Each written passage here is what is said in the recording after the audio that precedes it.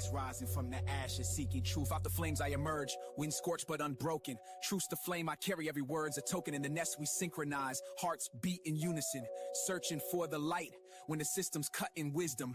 They built walls on lies, tried to bury our voices, but we gather in the streets, reclaiming our choices. Innocent until proven, that's the creed we recite under banners of justice. We ignite the night, we rise like a phoenix. We're searching for truth, in sync with the nesters, we're reclaiming our youth. Stand up when one falls, yeah, we got your back. In a free land united, we're launching the attack.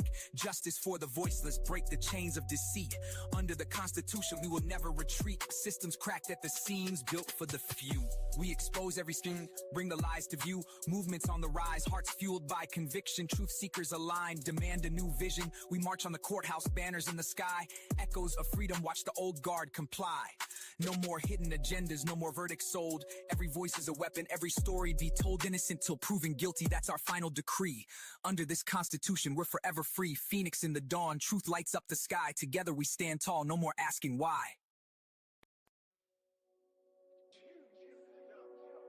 Phoenix rising from the ashes, seeking truth out the So good morning, everyone. Hello, hello. How are you, beautiful souls, today? Wow, we've made it to Thursday. I think it's Thursday. August 14th. It's good to see you guys. It's good to see a lot of people here. So, wow, here we go. What happened to Murphy? Not stolen, part 2. Well, was Murphy stolen? Do we all know that for sure? Because I think they had a pretty good idea of where Murphy was. So let me let you all in here. Let me say hello and good morning, good evening, wherever you are from. Patty in the house, OG, thank you for the early notification. It helps me a lot. Helps me too. Helps me to stay on track. I love it when you guys are saying hello to each other. That is so freaking cool. You guys must be connecting offline, online. Good afternoon, Lisa. Welcome in. Glad I caught you live. Yes, thank you so much. Hello, hello. Yep, got a couple of new songs. Nice. Morning, evening, whatever time it is for you. Can you guys hear me well? Hope so. Good afternoon. Good afternoon. Hey, everyone. Hey, Tina, welcome in. Hey, Dina, nice to see you, honey. OG in the house. All you nesters and hivers, come on in. Let's get started. Where was Murphy? I mean, we talked about it yesterday, right? And if you haven't seen that stream, you might want to go back and kind of take a look at what Bethany said about Murphy, because we did talk about that. And just where was Murphy? You know, that seems to be the big question. Other people are saying Murphy got stolen. I don't know about that, but all I can tell you is what I'm reading in these documents that are, they're not absolute fact, but they are evidence. They are something to say where Murphy was. But let's go back to yesterday, and I'll just lead off from there. And basically, let me pull up 89 and 90. And if you do not have these documents at your fingertips, I like to do lives and we learn stuff together. And sometimes it's wild and sometimes it's chaotic. But you guys are getting the same information I am at the same time. I've done a little bit of homework before we jumped on. So I'm going to grab 89 and 90 just so I have it at my fingertips. So if you need it, go to Justice4, F-O-U-R, all, A-L-L, and you will see all the files there. You can do a download search on the PDF, or you could go and see the documents that I put up there. So hopefully that helps just a little bit. So let me grab these documents because we are looking at 89 and 90 today. That's Bethany's statement, and another statement is when she went, when the defense went to Nevada to take her statement of what happened again that night. So 89 is the interview with Bethany, and if you're looking for the page number, it's, oh shoot, this is not, it doesn't have a page number. It's just narrative sequence 89. So basically in 89, she doesn't really mention anything about Murphy except for the fact, she says Maddie and Kaylee get to the house around 1:45 to 2. L left the house. D went to bed. B hung out with Maddie and Kaylee for a while in Kaylee's room. Well, that's totally opposite, guys, of what Dylan stated. Just so you know. And we're going to go and we're going to look at Dylan, and then we're going to compare and contrast. So I've got a whole live set up for that. So then Bethany goes on to say that B and Maddie took Murphy, Kaylee's dog, out to the bathroom between 2 and 3. So Bethany and Maddie now have Murphy from 2 to 3 a.m. Bethany said she did not stay outside very long and it was cold. She left Maddie, who was highly intoxicated, that she said. We left her outside with Murphy. And then she said Maddie went to bed and watched a TV show to help her sleep. So I don't understand this one sentence that she states, but it's really odd because she says Maddie then went to bed and watched a TV show to help her sleep. Baby daddy. Now, I don't know if she knew that Maddie went to bed and how she was watching her watch baby daddy, but was she in bed with her?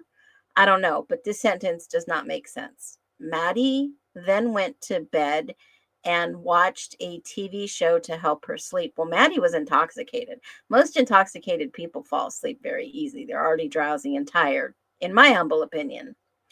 And then she said around 4 to 4:20 hours, B heard what she thought was a firework and barking. So that's the last time we hear where Murphy was. Murphy was barking. He was inside. Okay. And then we'll get to the rest later. So if you look at supplement 90, that was 89. If you look at supplement 90, and this is the continuation on about Murphy, because this is what she said back then. This is what she said hold on a minute, November 16th, 2022, when they went to Nevada. So Bethany then says that, Kaylee talked about Murphy taking out to the bathroom some strange guy. Okay. So then she says Murphy, this time updated. She basically said that they were together. Okay. So right before that, she says, hold on, I highlighted it. Maddie was highly intoxicated and she had not seen her at that level of intoxication for a very long time. B said when she went to bed, she was using her iPad to watch a TV show off Hulu. So they clarify a little bit what the sentence was that I was hung up on. B said she was watching Baby Daddy. Okay, that's the clarification. B could not remember what episode she was watching or how long she was watching, but she watched the show. Maddie, this is where she says, Maddie came downstairs, and I don't know how this is possible. She says Maddie came downstairs and asked her if she had Murphy with her because she could not find him. Why would Murphy be with Bethany? If Kaylee was upstairs, why would Murphy not be with Kaylee? She says Maddie came downstairs and asked her if Murphy was with her because she could not find him. I assume Maddie was already passed out, asleep, drunk, intoxicated. So B tells her no.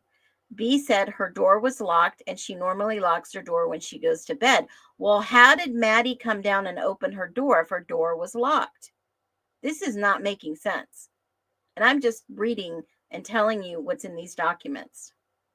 B said her door was locked. She normally locks her door when she goes to bed. B told me she eventually turned off the show and her iPad and went to sleep. Did she get up and lock her door? Don't know.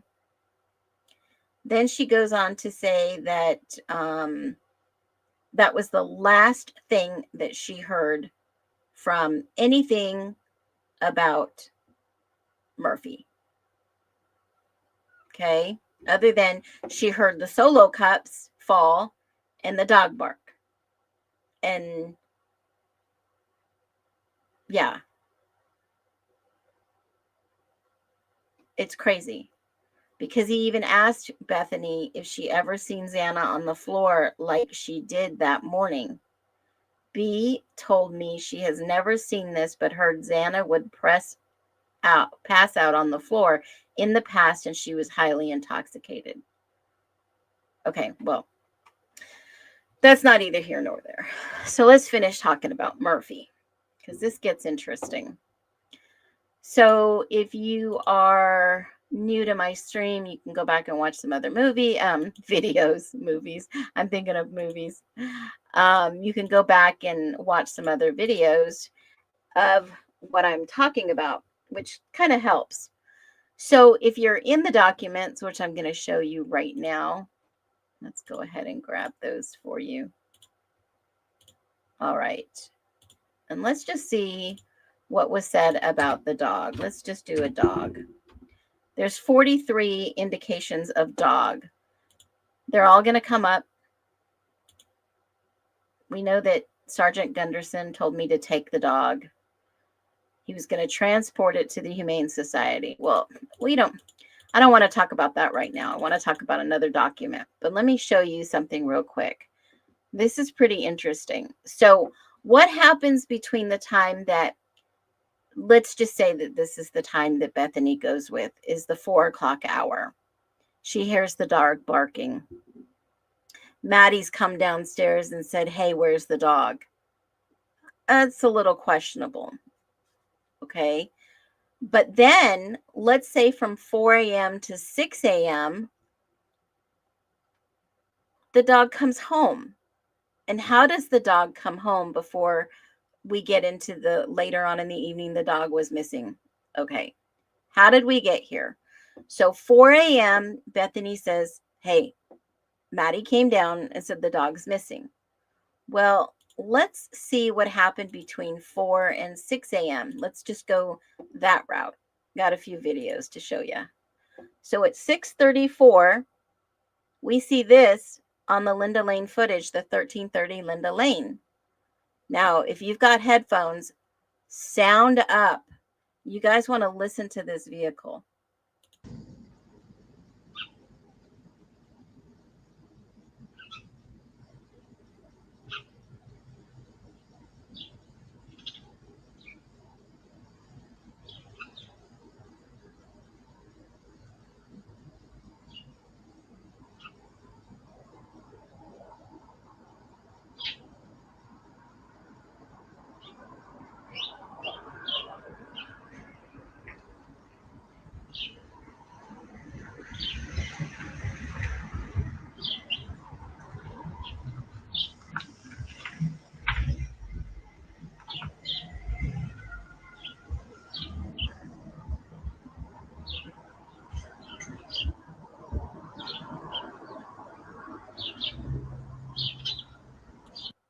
Okay, you've heard the car pull in at 6:35:10.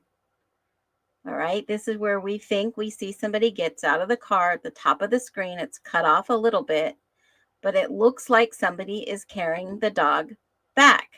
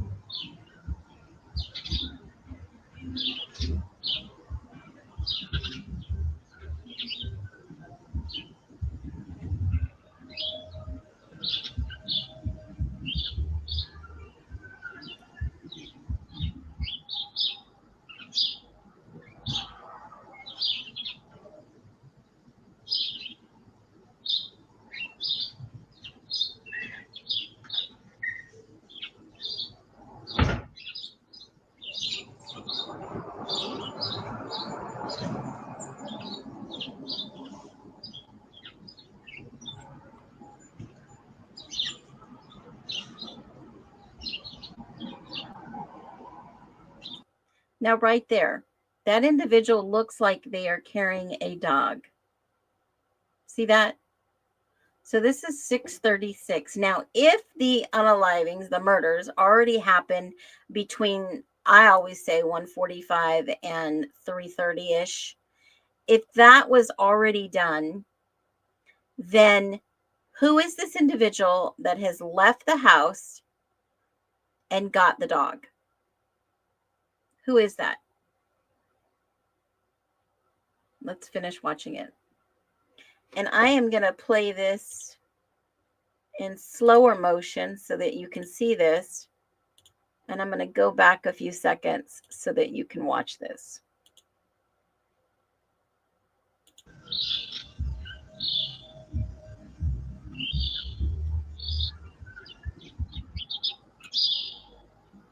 Now, to me, up at the top, it looks like somebody else was in that vehicle and they have blocked that individual out.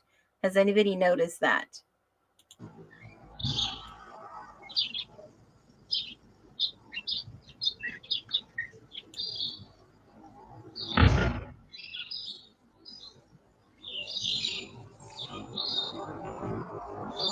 That's what looks like. Looks like a dog at the top of the screen. The dog's looking around.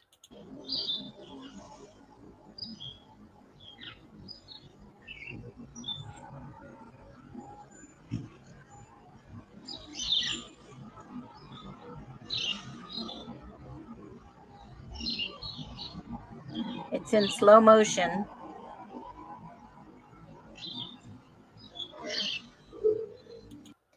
And they cough. Now, it didn't sound like a male cough. It sounds like a female coughing.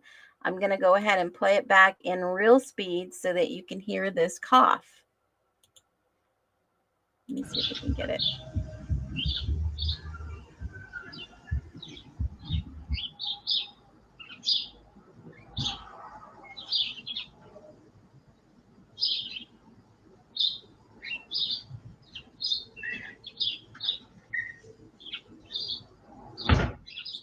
They close the door.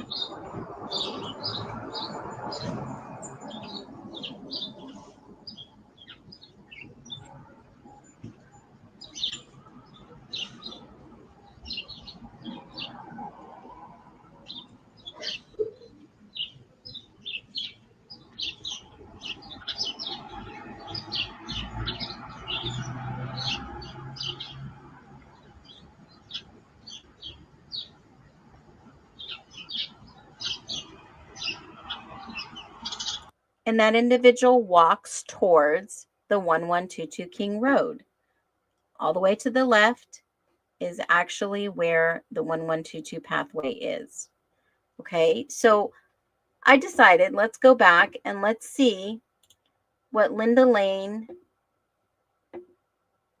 camera at the 1330, the 1320 dumpsters is actually showing us. Now, I've got two things for you. One, I'm going to have to show you and speed it up.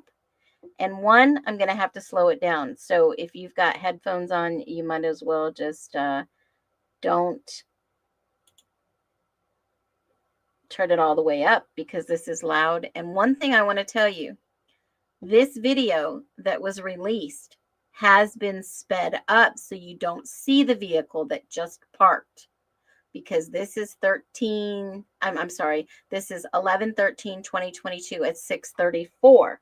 Now watch what happens. That car just parked at 6:35:10. Watch what happens at about the 6:34:15 mark.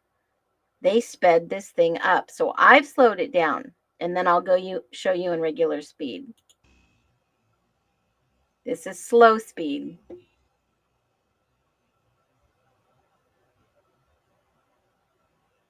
I'm going to speed it up a little.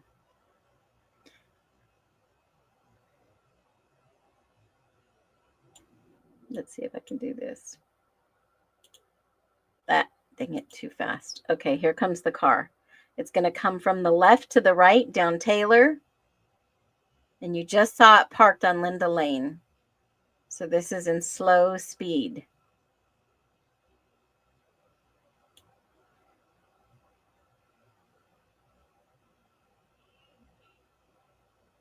Come on. Maybe I played it too slow. Hold on. Let me change the setting. Let me do it playback at half. Maybe that'll help.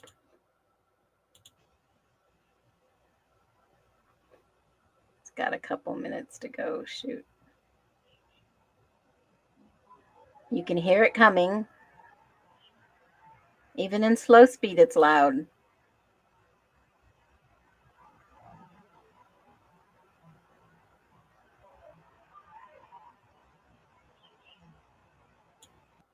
And let me get over there. Here it comes. Here comes the vehicle. You see it at the left? It's coming down the street. And there it goes. And they have sped this thing up. I'm going to play this at normal speed so you can see this. I'm going to play it at normal, and you're going to be like, holy moly, they sped this up a lot. Here it comes. Watch how fast this car goes. On the left side, it's racing down Taylor. And they've sped it up. Look at that. Okay.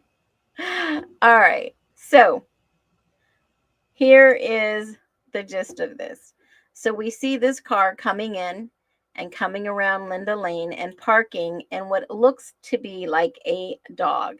Now, I know that a lot of people say that this looks like Emma Bailey taking the dog out of the car. She carries a small dog. I get that. But listen to this cough and listen to this vehicle. I know that Emma Bailey doesn't drive a vehicle like this.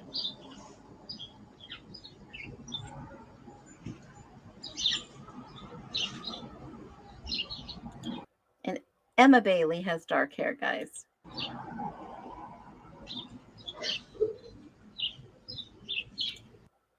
You heard that cough, right? Okay. Yeah.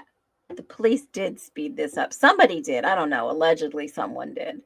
Okay. So now I want to go over to the reports and let's see what happened after the morning of to see what the police said about the dog, Murphy.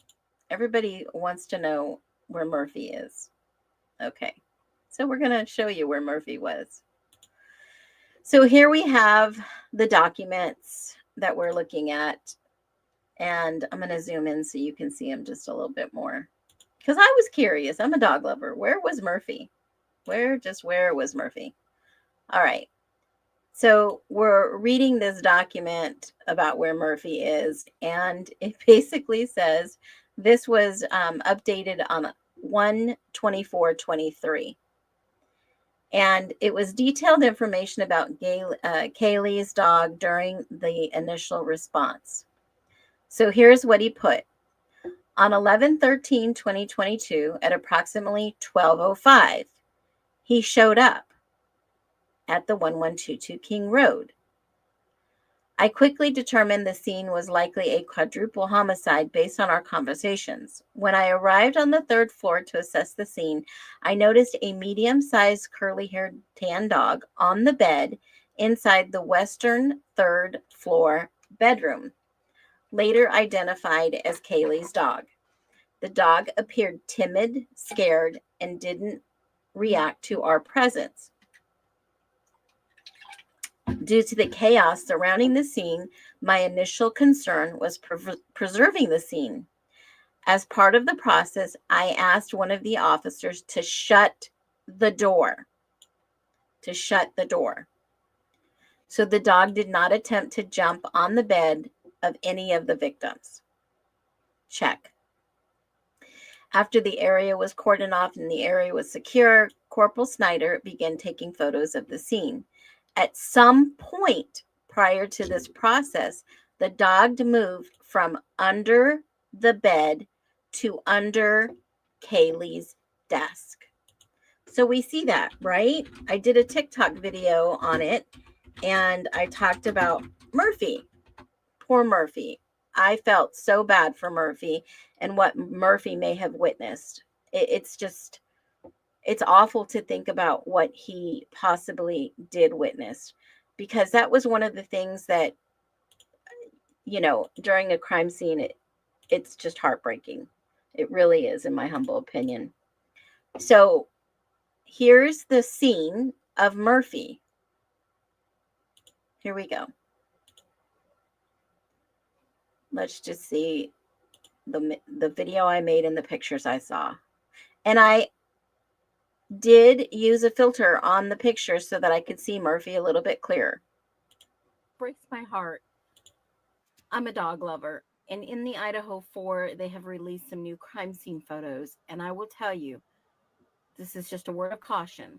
This picture right here doesn't match what the initial report said. Now, this is a crime scene photo. They could have taken it at any time, but the officer states something very different. This is one of the newest crime scene photos that they released, and right underneath this chair, I'm going to zoom in. Now, I have personally brightened this picture with the exposure so that you can see what I saw that I had to take a second look at. You can see Murphy under the desk, behind the chair, peeking out. And this is one of those pictures right here that has broken my heart. I have a service dog, and I would only hope that he would not leave my side if this was me, if this was your daughter. And I can't imagine how scared Murphy was that his owner was not waking up. And yes, I'm human. And this breaks my heart. Leave a comment. Be well. You will have to pause and read, and you can zoom in to read these reports. But also they are at justice4, F-O-U-R, all.com for you to read. Be well. Okay, so we saw that, and I'm going to go back over here to this document because that was Murphy under the desk in Kaylee's room. After the photos were completed, I asked LCSO Deputy Olson to respond and assist by taking the dog to the Humane Society of the Palouse for safekeeping. I'm over here almost in tears, guys, after seeing my own video. Let me just take a minute. Because I know most of you people are dog lovers, fur baby owners that we have. It takes a special person to have a dog. It takes an extra special person to have a cat. I've always said this. I've had cats in the past. I'm not that much of a cat lover, but I am a fur baby lover of all but dogs. Yes. Okay. So I collected the dog from under the desk. The dog was timid and took some coaxing to move from under the desk, but it did not appear to have any injuries or stains on body or paws. Due to the amount of blood inside the bedrooms where the victims located and the lack of blood on or around the dog, I didn't believe the dog was on or around the victims. I walked the dog to the front door where Officer Warner was stationed and asked him to hold on to the dog until Deputy Olson arrived. So Murphy was there. That's a fact check. He was there under the desk. They saw him. He didn't have any blood on him. And then it said, I walked the dog from OFC Warner to Deputy Olson. He's with the sheriff's office, who was standing in the street. At my request, Deputy Olson transported the dog to the Humane Society. That's chain of custody. You hand evidence over, and then they take care of the issue.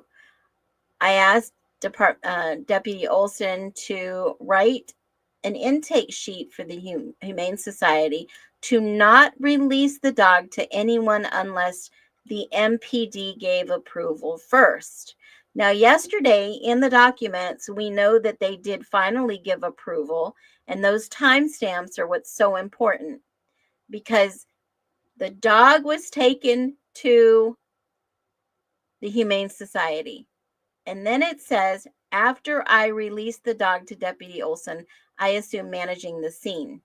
I did not take any photos of the dog specifically, but I have the dog in the background. The dog can also be seen on my body camera. So upon reviewing Nunes's BWC, so he saw Nunes's body cam. He saw when he opened the door, he cleared the residence, the door to the bedroom was open upon his arrival, and the dog was laying on the bed.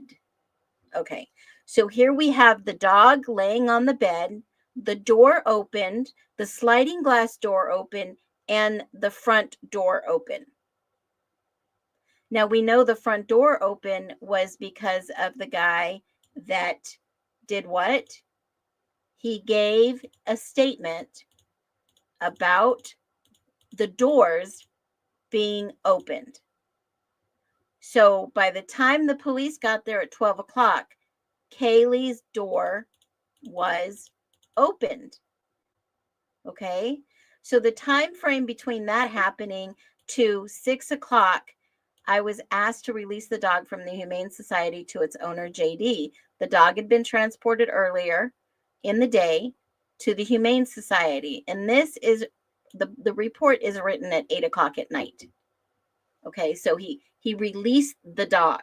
Now, from what I understand and what I've asked questions and called around, the police do have access to the Humane Society. They do have a master key for this specific reason after hours.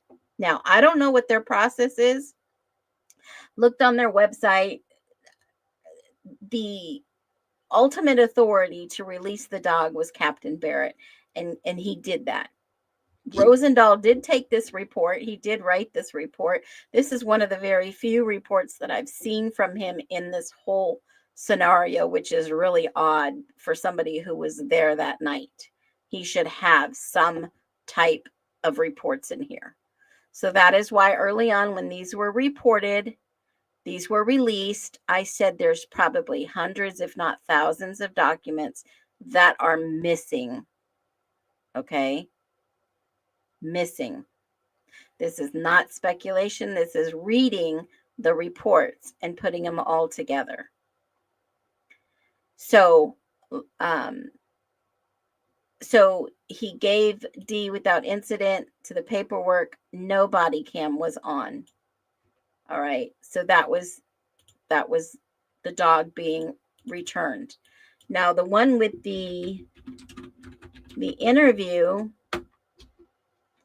and let me just pull this up. I think I have it listed as narrative 20.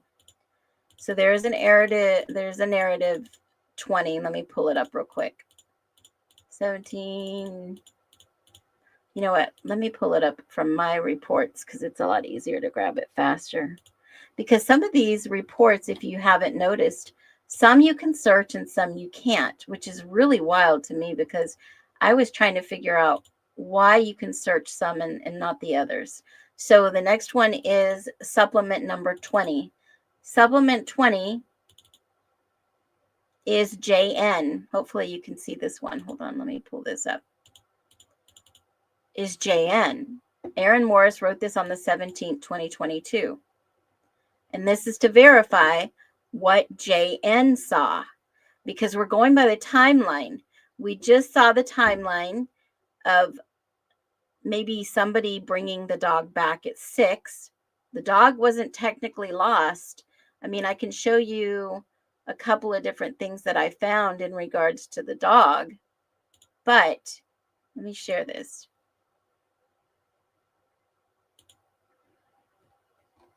In the Moscow police blotter on November 13th, Sunday, there are 2 incidents of dogs that were reported. Okay, these 2 incidents is a suspicious person circumstance. Don't know what it was, but it was reported at 17:30. Now, I asked for this report to get accuracy, to get the evidence. I asked the Moscow Police Report. You can go into their website. You can request this report. Some make you pay, some don't. Okay. Now, G Guns, I don't appreciate you coming in here harassing. I don't know who you are. I don't even want to know who you are. But I'm going to respond to this comment, and then I'm going to see your way out. I'm going to give you a boot and say, be well. This comment, did you notice no one, not even BK's parents, professes innocence? He is your killer and in prison for this crime. Now, like I said, I'm only going to address you once. His parents have already said he was framed. He took a plea deal. That is not a confession. We know for a fact his DNA was not located. His blood DNA, contact DNA, was not at the crime scene, but the true killer's was unknown to DNA, to blood contact DNA. Yes, his prints were on the sheath. That doesn't mean that he did this. So, we're not here to argue, to harass people. So I'm just going to ban you and goodbye. Be well. I saw what he was doing in the chat, guys, whoever it was. Good riddance. So this was 2 individual requests at 15:30, requesting assistance locating a dog that was dropped off at the shelter. Officer responded, computer report.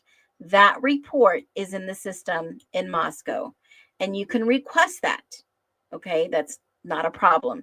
It's public information unless there's some redacted information. And then there was a report with stray animals on Van Buren Street. They went out, stray dog in custody, officer responded, report taken. There's 2. So one was at 5:30 and one was at 7:08. Now we know for a fact, we just looked at the police report and it said that, oh, not this one, shoot, which one is it? Supplement 20. We know for a fact that, no, not this one, shoot. We know for a fact that the dog was in custody. It wasn't lost. It wasn't missing. As far as we know, that's why I requested those reports from the police department. Okay. So let's go back a little bit further that morning, because this person was interviewed about what he saw. Okay. In the morning, on 11/17, a couple days after at 2:30, I responded to the University of Idaho Kibidom to interview JN. Okay, so, obviously my curious mind wants to know who JN is. Is this a legit document? Are these true facts? And with that being said, I wanted to verify. So we're looking at the University of Idaho. Now they said this person, again, they went, Aaron Morris went to the Kibidom to interview J blank N. Captain Barrett stated N possibly had information regarding the homicide. So N calls and says, I think I have information that morning of seeing what I saw. Okay. So I go and I try to find JN. Well, how do I know which one it is? There's 3 on here. And this is all public record. Joshua Natchman, James Nagler, and Kyle Nagy. James Nedros. So there's 3, right? There's 3 people here with JN in the directory, in their employee directory. You can go students only. You can do both students. You can see whose name is it. So I wanted to see, well, let me find out a little bit about JN, right? So you can go over and you can say, okay, let me see, who am I looking for? JN. Oh, Josh Nashman. Okay, well, there we go. There's one. Josh Nashman. There's one. Interesting. And then I can go over there and I say, okay, well, who's Josh Nashman, right? How can I find him? Is his address, obviously public record? Anybody can go search somebody's name. Once you have somebody's name, you can search the record and see if they're even somebody of factual information. So, okay, fine. So you can go over there and you can see, let's see, does this guy live anywhere close? You can get their address. And you can look on maps. It's not illegal. It's all public information. And you can kind of go see, okay, this guy lives, bam, this guy lives in the area. He could have walked by. Maybe this is legit, right? He could have walked by and said, okay, if he lives all the way back here and you walk all the way around, it's all public info, then maybe he did walk around this area and then he walked all the way back. He said it was an hour. So let's go back to his statement and see what he said. He says, Sunday, 11/13/2022, between 9 and 10.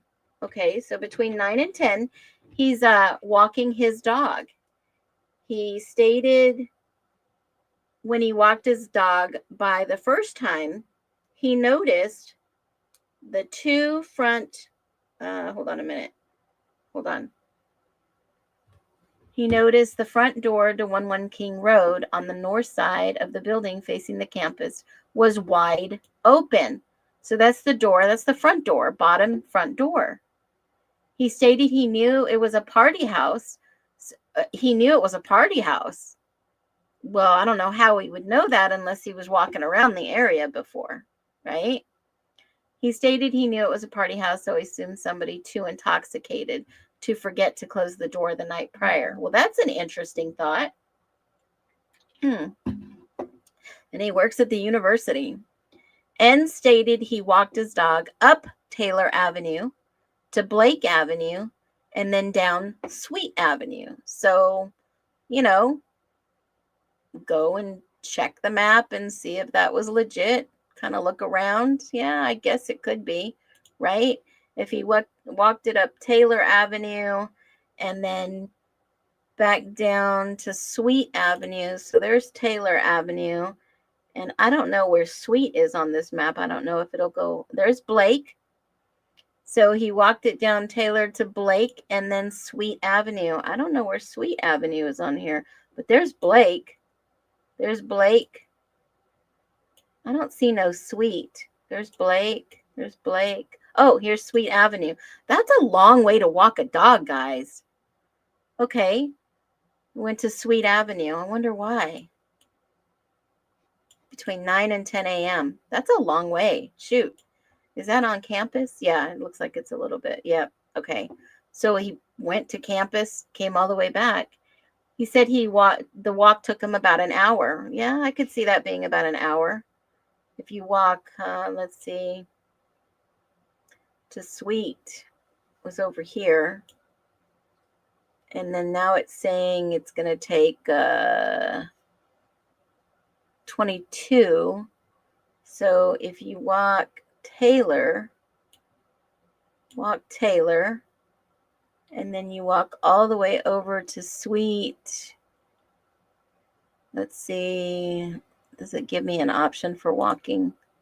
It's about 24 minutes there and 24 back. Yeah, that'd probably be about an hour. So that's legit, right? What do I know? I'm just checking it all out. Oh, you were so kind. Thank you so much. We are going to keep that website going for sure. So N stated that he walked back to his apartment about 11. So that's legit. He's pretty good on time. If that took him 24 minutes there and back, it was approximately an hour. So yeah, that checks out. It's legit. N stated when he walked back to his apartment around 11, the front door was still open. N said he was unsure with the information or not, but he thought he should report it. Well, that means the door was open for a couple hours, 9 to 11. So that accounts from 9 to 11. The door was open, but Murphy never ran out or left. He never had to go to the restroom. So until the cop showed up an hour later, because that was at 11. So 11, the door was open. So the cops show up. But if Bethany and Dylan were in the house, why did they leave all the doors open? It was like freezing. The weather, I looked up, was about freaking cold, guys. It was cold, like really cold. There was no snow on the ground yet. Absolutely none. And let me just see if I've got a screenshot of that because I want you to see. I do my homework. I'm fact checking here. Okay, so Here's the screenshot I saved back then. And on the 23rd, haze and mist, haze and mist. It was freaking cold, guys. It was cold because the next week on the 22nd, light snow and rain, freezing, fog, and mist. So it was freaking cold. So don't tell me that door was open for a whole hour. And I wonder if something happened. That's why they had the HVAC guys out there. Because, leaving the door open when the heat is on, that can cause something in the heating, right? So I don't know. That kind of threw me off. But I asked N if he knew anyone that lived in the house. He said not personally, but in passing. So he knew the residents of that house, but he knew them in passing, which is kind of odd because, yes, he does work at the university. There are 3 other JNs that work at the university, 3 other ones. And the other ones that I crossed off was James Nagler doesn't live in the area. Okay. Yes, he works with the university, but he doesn't actually live in one of the areas. Okay. You can go and look these up yourself. So he's in the biological area, but they also have a unit that's in Sandpoint, so doesn't live in the area. So you can go through and you can narrow it down to see who's legit, factual information. Thank you so much, September Virgo. I appreciate it. So you can kind of roll with the punches and see who else is legit or whatever. There's plenty of things that you can find out. So this guy lives in Lewiston, way too far away to even be around in the area to walk his dog.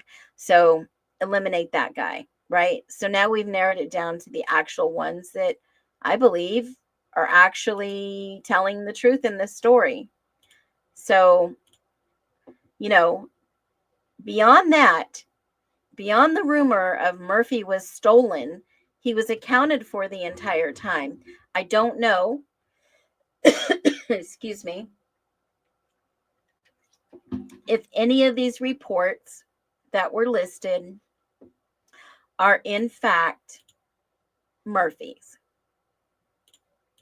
because the timestamps don't match to what they are saying. And I don't know where, I've never seen a police report have a phone call. I've never seen where they actually recorded the call.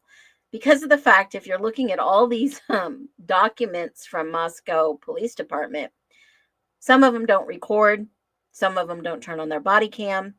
It's not important. And these were the only 2 dog suspicious circumstances that were on that day. There were some animal problems. There was one with the dog that's been locked in the car, doesn't line up to the time frame. Those are the only 3 that I saw anything reported with the dog for that day. So I don't know what you're hearing. I can't tell you what I don't know, but it sounds a little suspicious that the story about, oh, now Murphy was stolen. And just like all these other phantom witnesses that we see, oh, by the way, there was a witness that saw this and that, have no idea. Okay, I'm just saying. Any citizen can go out there and do their due diligence and see what the actual truth is. Okay, so I'm going to give you a bonus here on this live. Let's check the chat. How are you guys doing in the chat? You doing good? I know, Les, right? It's wild. Nothing matches this case. How y'all doing in the chat? Does anybody want a bonus today? I like bonuses. And here's something that I've always found interesting. I go out there and I look, for these little tidbits of information like this one, right? Moscow police debunk rumors in murder investigation. This was published on December 5th, 2022. I mean, I could do a whole live about this one, guys, but all this stuff that they were saying. At this time of the investigation, detectives do not believe the following are involved in this crime: 2 surviving roommates, the male in the grub truck video, private party driver, November 13th. The male, Kaylee and Madison, called numerous times during the early morning. An individual at the residence which called 911, and or any individual at the residence when 911 was called, or the individual on the lease who moved out at the residence before school year stated was present at the time of the incident, was not present at the time of the incidents. I mean, the rumor control, and here's the problem. It's the extensive media interest in this case that had the rumors go rampant. Now, he's been sentenced just because he took a plea deal. He did not confess. We got that. There's no DNA other than touch DNA. Was it his knife sheath? Don't know. Could have somebody transferred his DNA? Possible, because we got this shit going on, guys. This is one of the things that has bothered me the most. Let me show you this. I made this video a long time ago, and I thought, I got to share this. This is what Moscow Police Department basically did. Digging in someone's trash to get their DNA.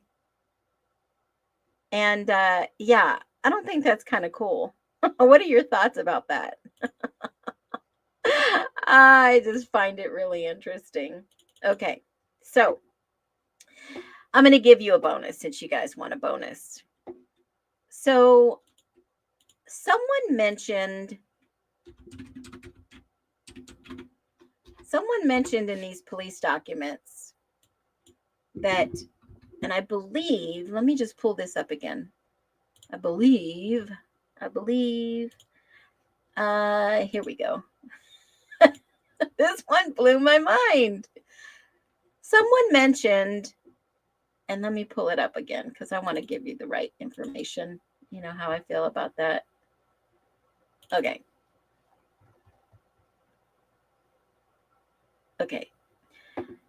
Someone, Bethany, mentioned in her report, and I'm going to blow this up and share this so you guys can see this a little bit better. All right. Okay. This was 90. Document supplement 90. So weird. So weird that she would mention this. Can you see that pretty good, guys? Do I need to blow it up a little bit more? Okay, that's good.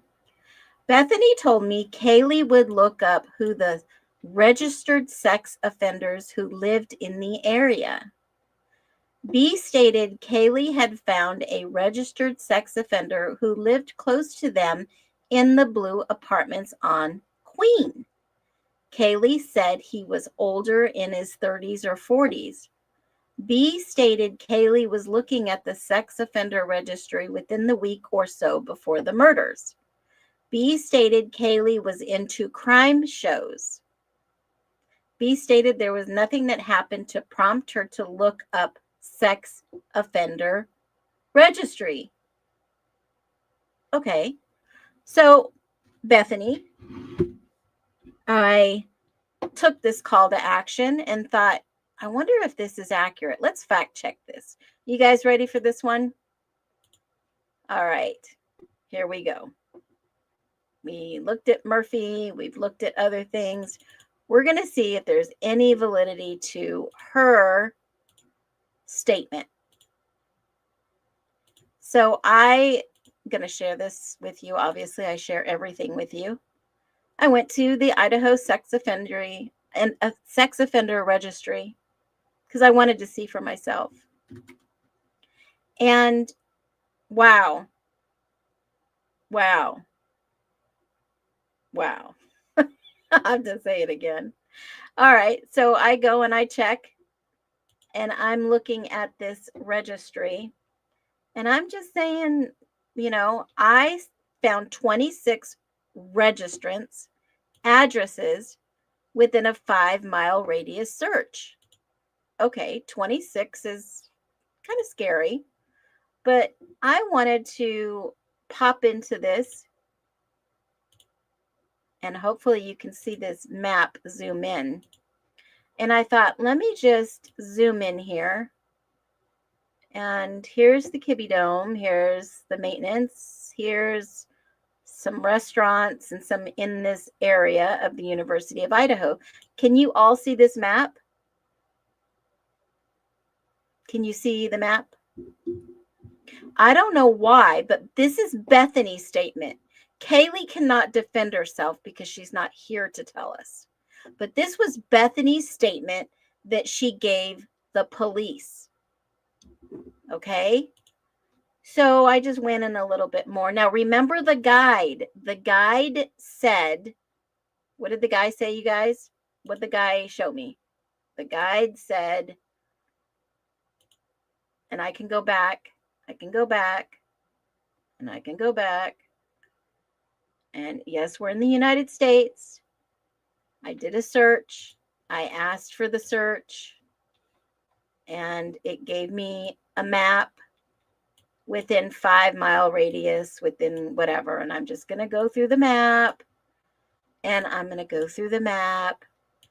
And there are two. This is where King Road is, Queen Road. There are two. One on Walenta Drive. Do y'all see this? I hope you're watching it. I hope you're watching this. And one on King Road. Right here. Right here. Now, when I click on it, that's the address I searched. That's the address I searched. And then this one pops up with someone, right? So I don't know what Bethany was talking about.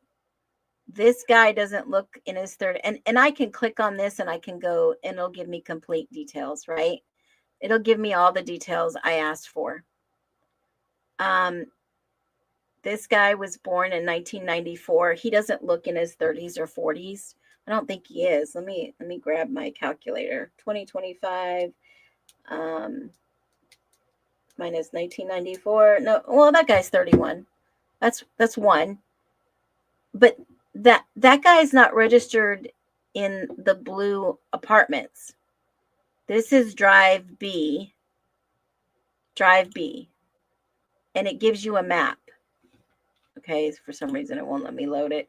But it gives you a map. And that's exactly where we found this guy, right? It gives you a map. It gives you a map. Now, I don't know.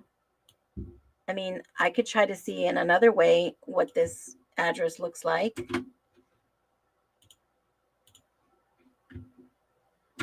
Let me just do a search real quick and see what pops up. Let me see images. Oh, wow. Look at this, guys. Now, I'm sharing this live with you. This is live. You're not getting this anywhere else. I check facts, baby. This is the address it gives.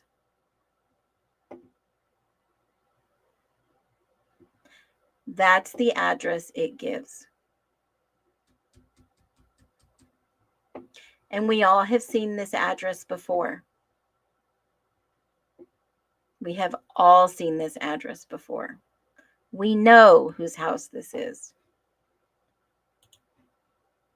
Okay? It says apartment B.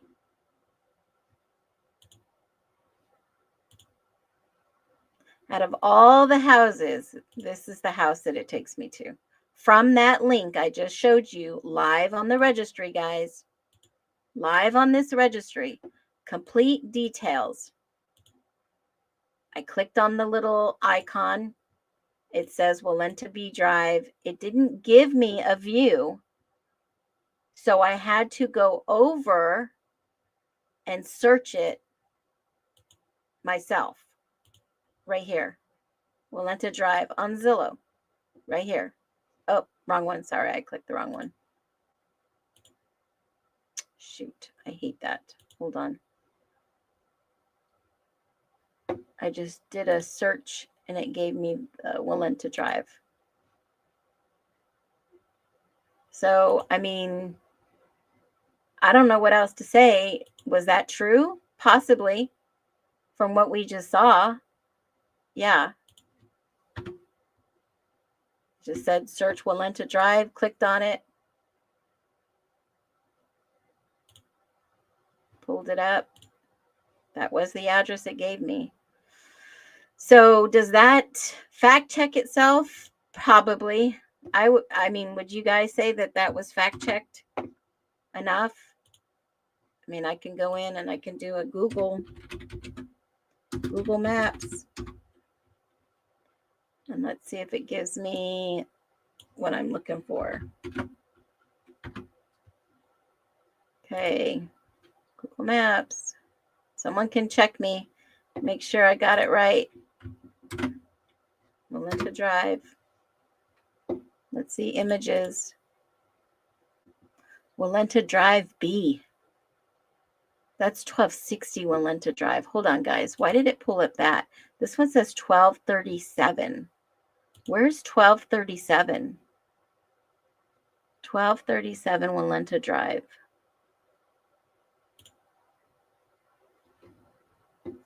This one says 1237 Walenta Drive. I wonder why it brought up 1260. Is it on the back side? 1237 Walenta. That was weird. It pulled up that other house. Nope. That was weird. I wonder if they know that it says a map of this registrant to view it. And it goes right back to the website. So, I mean, yeah, some of this is in here that's factual. I mean, you can see right from their website, complete details. It says this is the address. So is this the actual residence? 1237. 1237. I don't see a 1237, but it brought up that one first. That's freaky. 1237. I wonder if it's I wonder, it says B. 1237B. Oh, this is something I'm going to have to dig. I'm going to have to really dig on 1237. I wonder how it's listed. There's 1271. 1237. I don't even see a 1237. That's weird. Okay. I'll dig into this and I'll figure it out. But, you know, is this statement that Bethany made true? Well, I only found two. I only found two per the map on the website for registration. And obviously I looked into the individuals to see what there were. I didn't find anything else about this. I looked everywhere. They weren't close to this area. They weren't close. They're all in Moscow, but they were not close to King Road. So all these people, it's up on the website. So you guys can go and see for yourself. So there's the bonus. Don't know if some of this is true or not. Bethany blurted out so many random things in her interview and also didn't know so many things. Yeah, like you were on the first floor and you saw a flashing light and heard a firecracker, and you can actually hear a ping pong table and a cup drop, but that's all you heard and saw. That's interesting. But I don't think Murphy was stolen, in my humble opinion. I did request the police department's number associated with the dog that was missing and the report that I showed you. Other than that, that's what I got for you today. Still fact checking.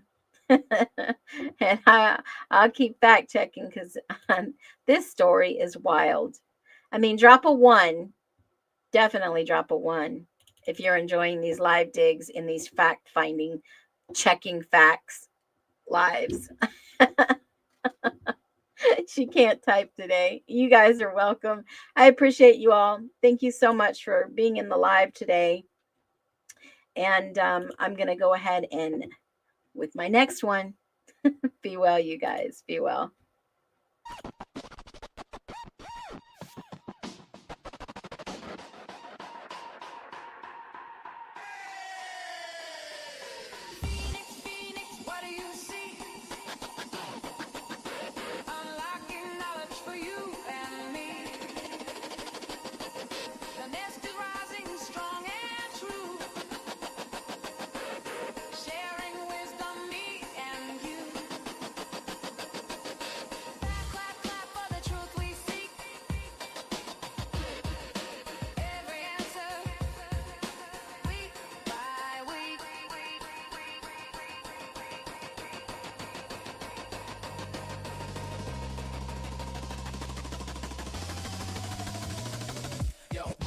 Check 1, 2, this ain't no ordinary stream.